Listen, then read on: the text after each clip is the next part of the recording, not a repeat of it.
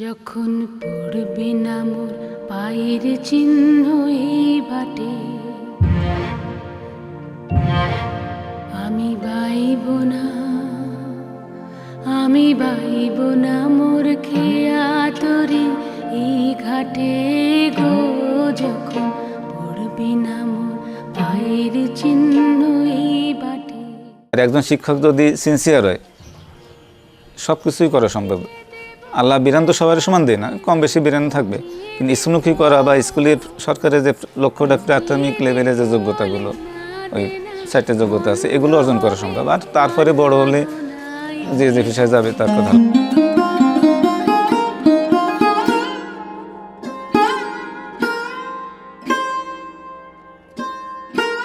Sir অর্থনৈতিক দিক দিয়ে বলতে কিছুই নেই, স্যার নিজের ঘরে শূন্য, সন্তান নেই, কিন্তু সব সন্তান স্যারের সন্তান। সেটা মানে বলে বোঝানোর মতো আমাদের ভাষা নাই। উনি আমার পিতৃতুল্য। এই মানুষটার গুণের কোনো শেষ নেই। নিজের পকেটের টাকা দিয়ে তাদের উচ্চশিক্ষার জন্য করিয়েছেন, এমনও আমরা শুনেছি। পেরিখালী এই ইউনিয়নের ভিতরে একজন অত্যন্ত নম্র এবং ভদ্র মনের মানুষ। একজন আদর্শ টিচারের যে গুণাবলী বাস্তবে ওনার ভিতরে তার সবগুলোই আছে। তার কাছে কখনো কোনো না শব্দ নাই। অনেক মানুষ তার আদর্শ হিসেবে তাকে গ্রহণ করতে পারে। এই দক্ষিণ অঞ্চলে এরম স্যারের মতো এরম ভালো মানুষ আর ভালো স্যার আমরা এখনো পাইনি। একটা শিক্ষিত সমাজ, একটা ভালো সমাজ গড়ার জন্য আজীবন কাজ করে গেছেন। সততা, নিষ্ঠা, আন্তরিকতার সাথে সে তার জীবন পরিচালনা করেছেন।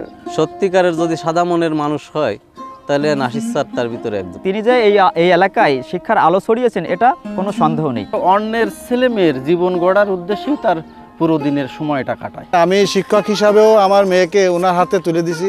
এমন অনেক স্টুডেন্ট আছে যারা টাকা দিয়ে পড়তে পারে না, তাদের স্যার সম্পূর্ণ ফ্রিতে পড়ায়। পরীক্ষার ফিও আমাকে দিয়ে দিয়েছে, প্রাইভেট পড়াইছে ফ্রি। প্রতিষ্ঠানে আমার সবাই নাসির স্যারকে অত্যন্ত ভক্তি এবং শ্রদ্ধা করে। এই পেরিখালী ওই একটাই স্যার আছে, সবাই প্রিয়। তাদের লেখাপড়ার বিষয়ে সকল প্রকার সহযোগিতা তিনি স্বেচ্ছায় করেছেন। শিক্ষার আলো ছড়িয়ে দেওয়ার লক্ষ্যে আজীবন পরিশ্রম করে গেছেন। স্যার একজন ধার্মিক মানুষ এবং খুবই নমনীয় একজন মানুষ। লেখাপড়া, তার সমস্ত ধ্যান জ্ঞান শুধু লেখাপড়াই নিয়ে।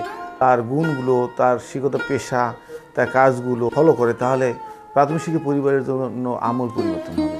অবসর নিলেও কিন্তু অবসর থাকবে না, সে কিন্তু ঠিক তার কাজ কিন্তু সে করে যাবে। তুমি রবে ছড়িয়ে এই আঙিনায় স্মৃতির কত যে কথায়, বন্ধু বিদায় তোমায়, বন্ধু তোমাকে বিদায়, বন্ধু বিদায় তোমায়, বন্ধু তোমাকে বিদায়। আগামী 14 ডিসেম্বর পেরিখালী স্কুলে প্রাণের আঙিনায় আমরা থাকছি, আপনারা আসছেন তো?